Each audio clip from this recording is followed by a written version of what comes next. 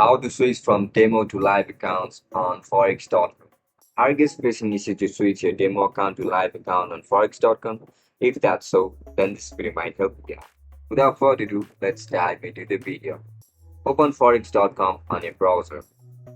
Once you practiced on demo platform and are ready to go live, log in into your account and go to my account.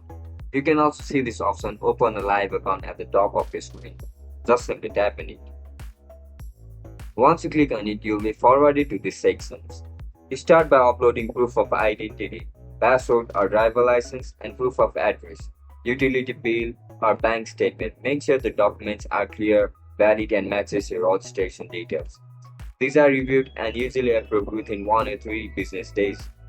After verification, make sure your first live account deposits, the minimum is $100.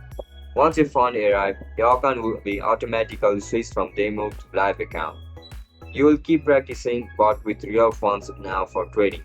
And if you are not sure how to complete any of these steps, make sure to check out all the videos in this channel for full guidance. I'll catch you in the next one. Bye bye.